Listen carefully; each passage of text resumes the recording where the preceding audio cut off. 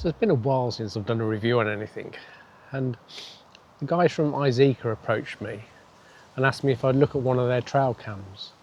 So they sent me this iG420 trail cam.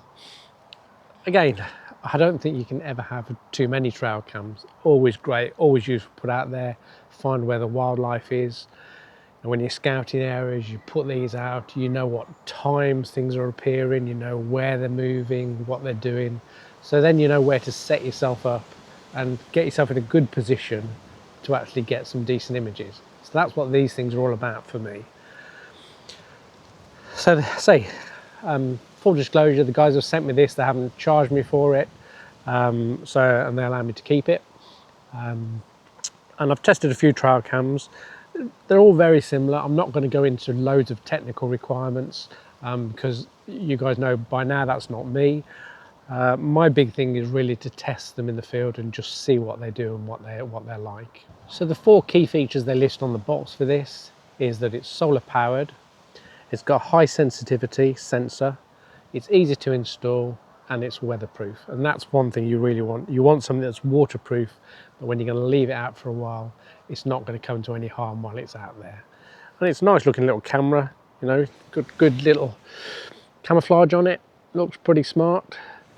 So yeah, so I think this might do the job. The solar power on the top of it, it's got this little solar panel, and it does tilt a little bit. You can see it's got a little bit of a tilt on it. You can move it up and down.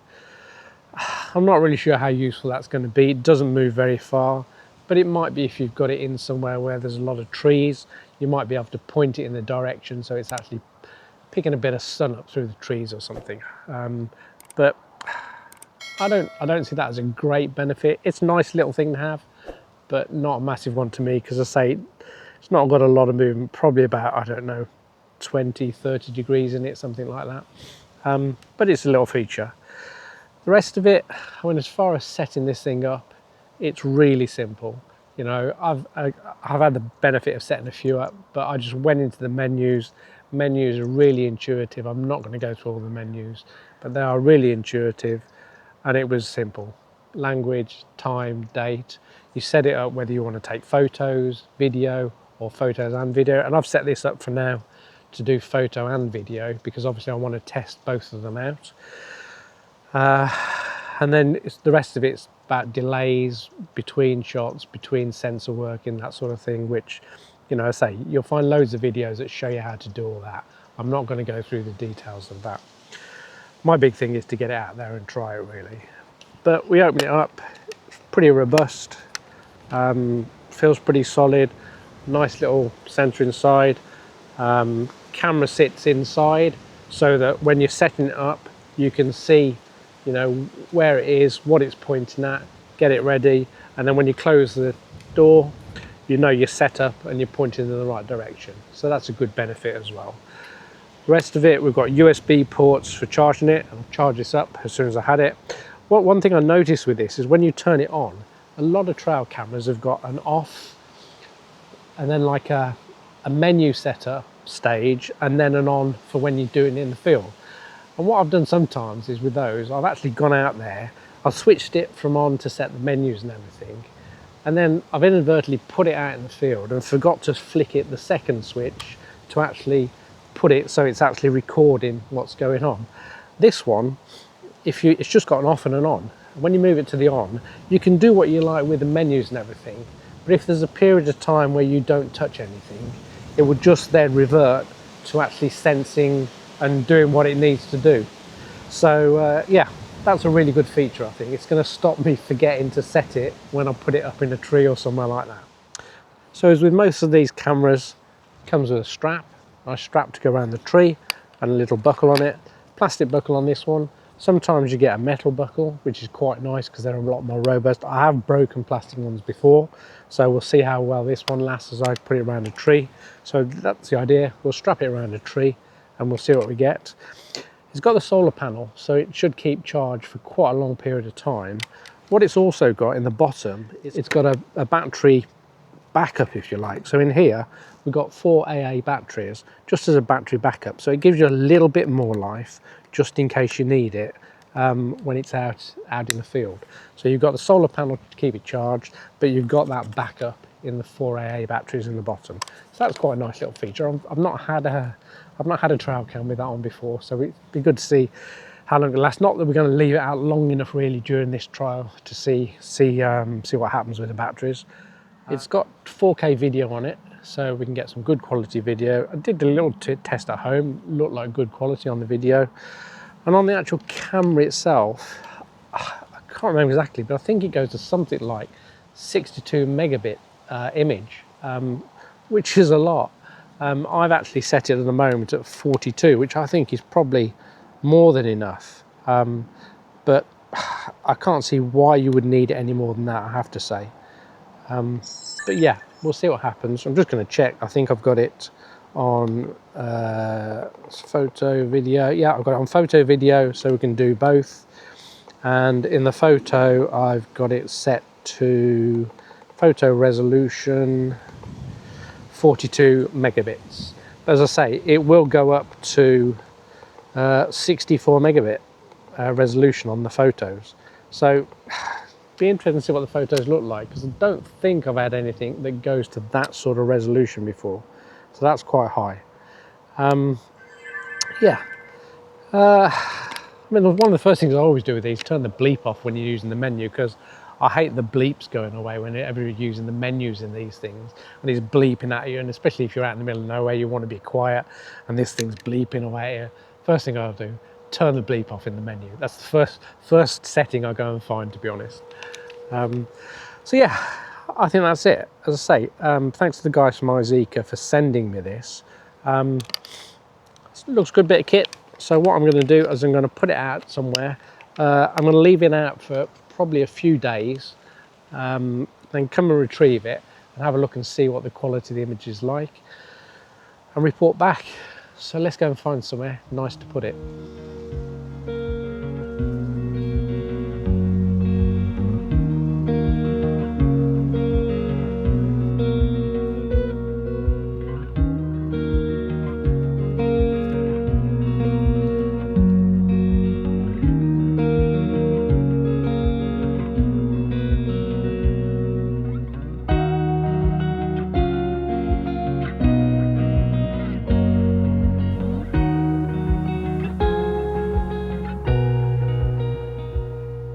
So that's it, camera's in place. And one of the beauties of this camera as well, it's got a Wi-Fi connection. So once it's in there, you can actually check it's working, make sure it's pointing where you want it. You can step away from the camera a few meters, good few meters away, just connect to the camera with your phone and just check everything's working and just make sure it's pointing where you want it, it's doing what you want it to do before you walk away. So that's great as well. And that means we can come back and check it without disturbing it as well. If you want to come back during the day, check it, see if there's anything on there. If there's nothing on there, we can just leave it and walk away again. So that's a great feature of the camera too. But that's it, set. We'll be back in a few days.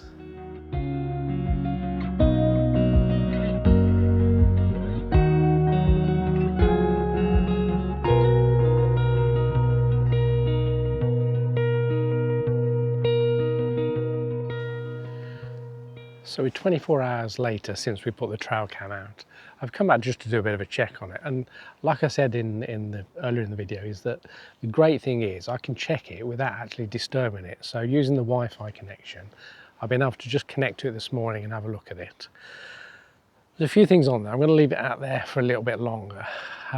Already we've got muntjac deer, we've got squirrels running around, and we've got a badger on there, which is really nice to see. So we've got a few photos and we've got some video, and the connection was really good. So connecting the Wi-Fi to the camera, on some cameras I've got, it takes sometimes quite a long time to connect and to actually view a video. If you want to view a video, it can take a while to do it, and it can keep buffering as it's going through it. This one seemed really good. It seemed to connect straight away and seemed to not buffer it, just downloaded it. I could see it straight away, absolutely brilliant. And looking at the quality, I've downloaded it to phone, I had a look at it on the phone. The quality looks pretty good. You know, the video looks really good, and actually the images look pretty good. And quite often I find that the photos from trail cams are not that great. Proof will be getting it back on the computer and having a look at it and seeing what it looks like, because that's when you can really see what it looks like. But yeah, initial thoughts, really good. And I say, the Wi-Fi connection, absolutely brilliant. I was able to just leave the camera out there. I'm going to leave it there for a few days. Just leave it out there, let it do its thing. But at least I've been able to check it and make sure it's working and see a few interesting things. So I'm going to have a little wander around. I'll post a few bits if I see anything.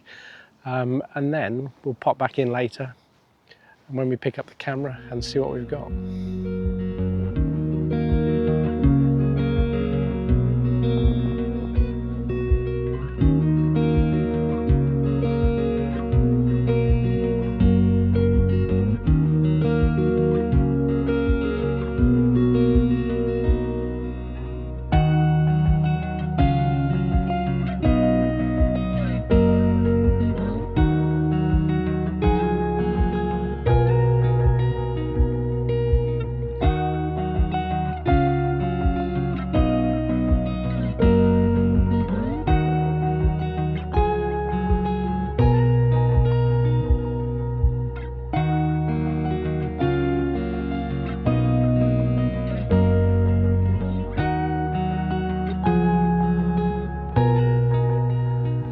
So we retrieved the iZEEKER trail camera. It'd been out in the end for about 4 days. A bit longer than I expected to leave it, but couldn't get back to come and pick it up. So yeah, and we have had a chance to look at some of the image on the computer, and I'll go through that in a minute.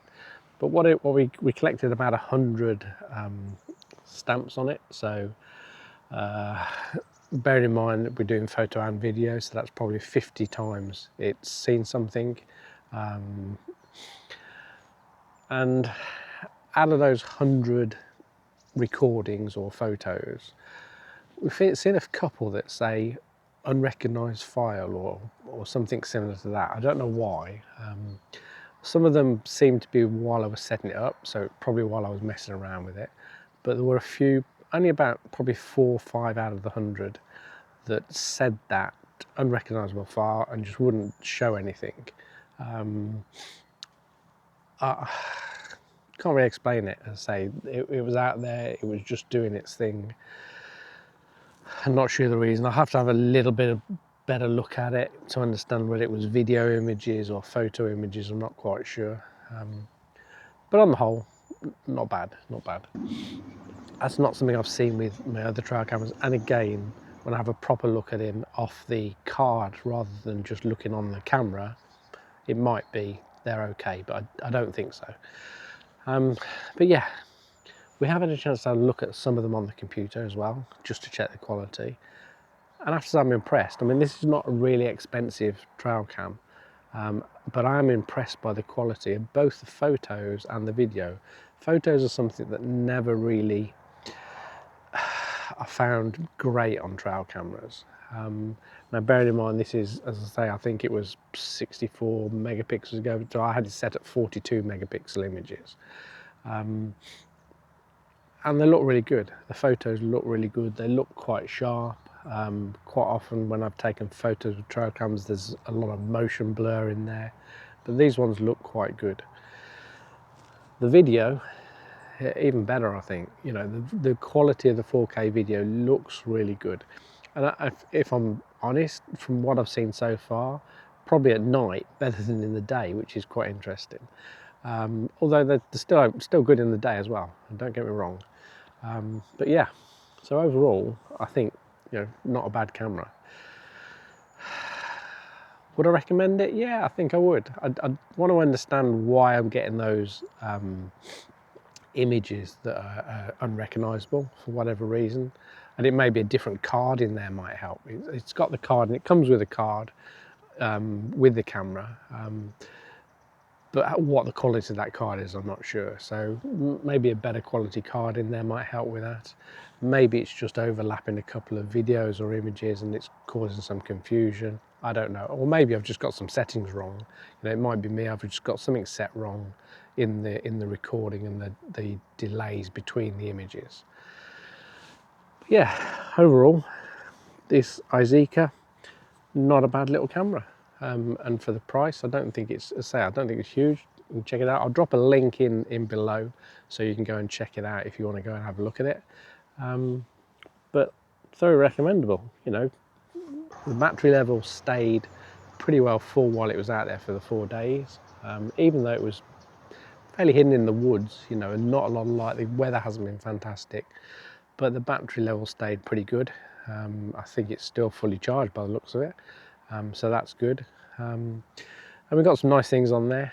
You'll maybe have seen some of them already. The rest of them I'll just drop in at the end of the video. But we've seen badgers, muntjac deer, squirrels. I think that's about it until I've really checked out all the other images as well. But yeah, so I'm just recording this bit separate to the main video. What I have noticed, I just wanted to add into the video, was the fact that when I've actually gone away to download the images, I did have a little bit of an issue in that the files weren't, or the card that's formatted in the trail camera isn't compatible with a Mac. So you try and put it into a Mac and it won't read the files.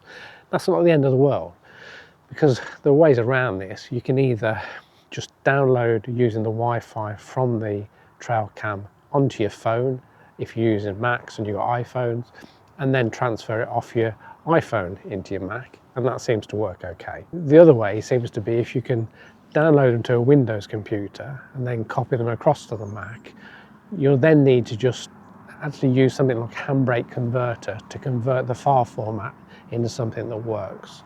If you're using a Windows computer, not a problem at all. It works straight away on a Windows computer. It just seems to be some compatibility issues with a Mac. So yeah, that's just something to bear in mind. Can be a little bit awkward and a bit frustrating. So that's it. This is the iZEEKER iG420. So if you want to go and check it out, as I say, link in the description. Good little camera, definitely, and quality. I think, you know, I'm quite impressed by the quality of it. So whatever you're doing, have a great day. Thanks for watching. Hope you enjoyed the review, and I'll catch up with you again soon. Bye for now.